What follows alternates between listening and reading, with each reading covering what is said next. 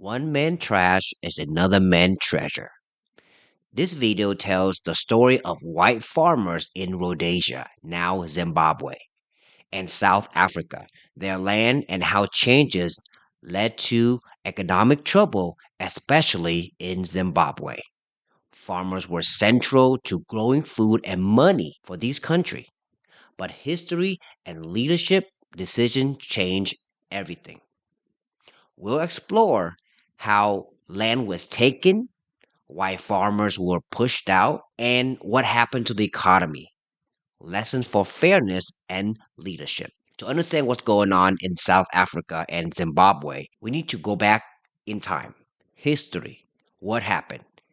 I'll break it down to four parts so we can follow closely.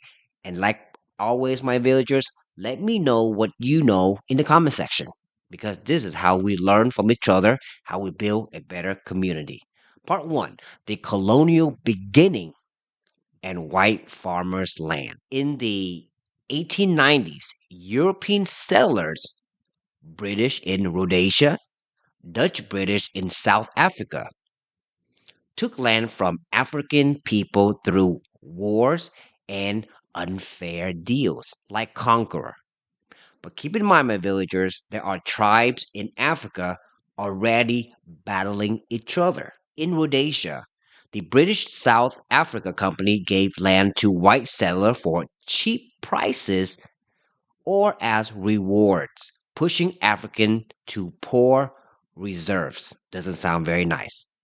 In South Africa, laws like the 1913 Natives Land Act gave 87% of land to whites, leaving African with 7%. White farmers didn't get land free, but bought it easily with government help, loans, low prices, while Africans were blocked from buying good land. Things are changing.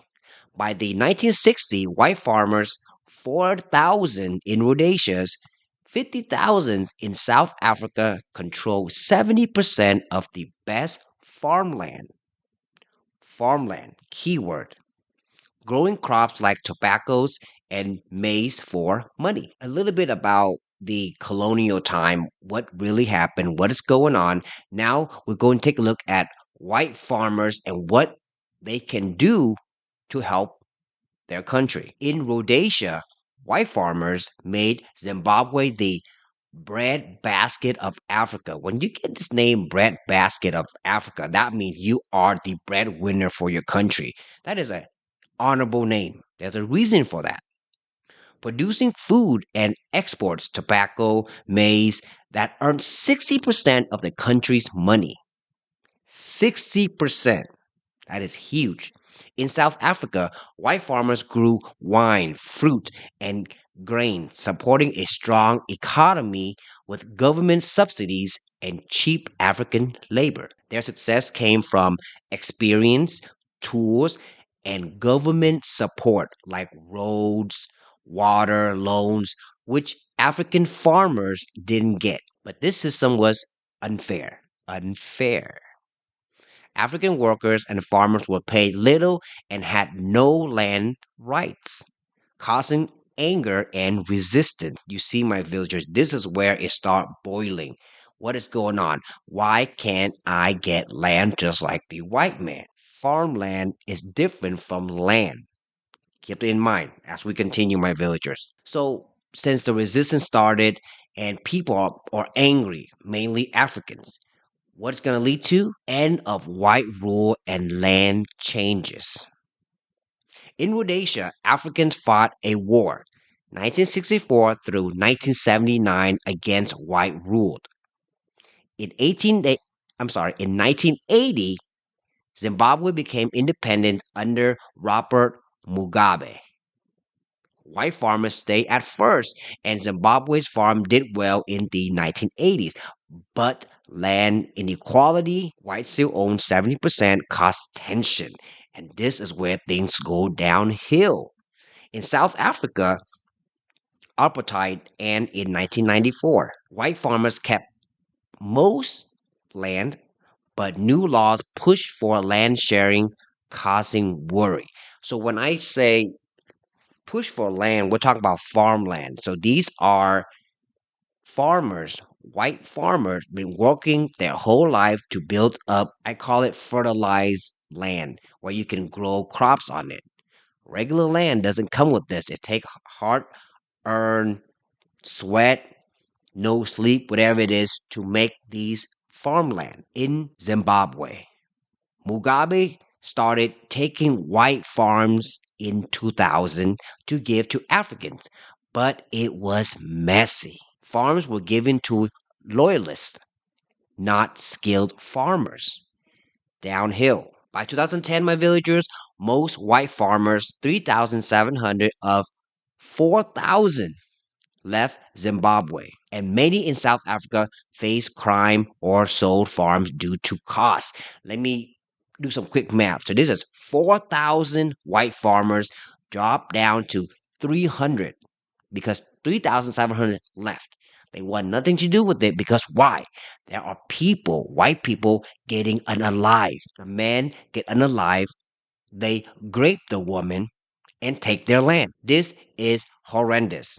And this is why we need leaders that are able to unite people and together we thrive. This is not happening in Zimbabwe.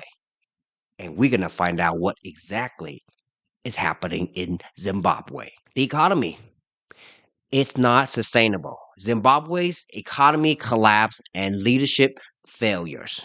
Of course, we could see this from a mile away.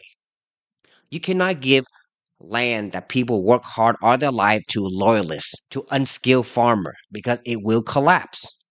This is fact. When white farmers were forced out, Zimbabwe farms stopped producing. Tobacco fell 80%, maize 60%, causing food shortage.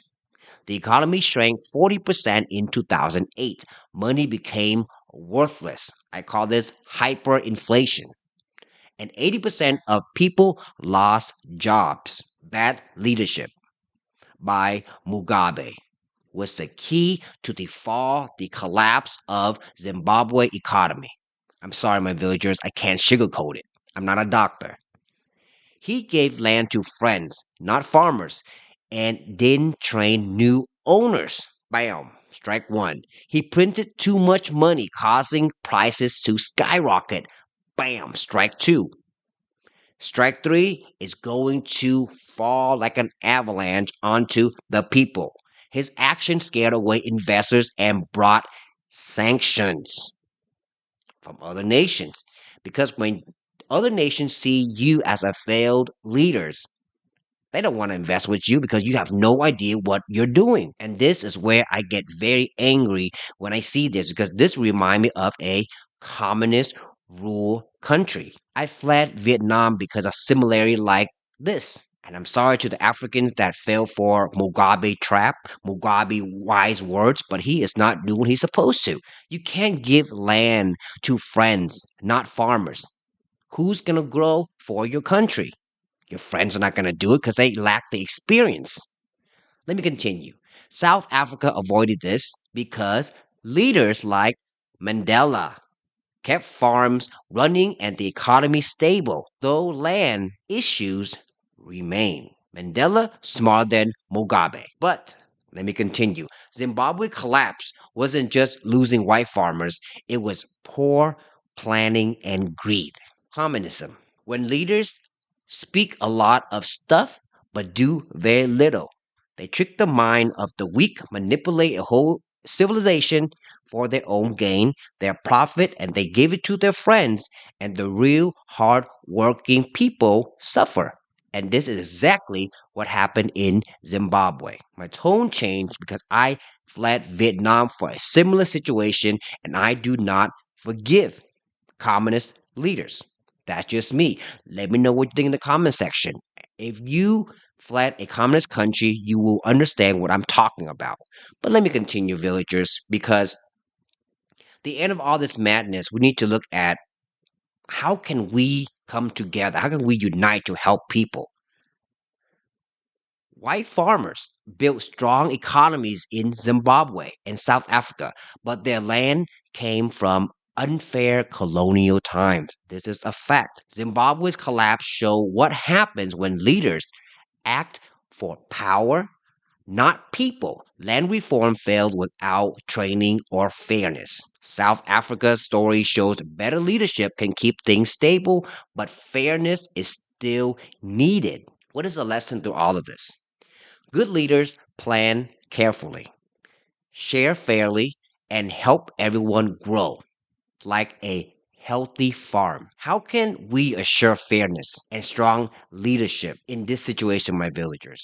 It's tough because when you fail for that communist leader trap, you hear a lot of positive things, but the result is little to none. And that's exactly what happened in Zimbabwe. And right now, it's happening in South Africa. Because why? The current leader is doing the same thing. They don't want legacy media. They don't want the world to know about it.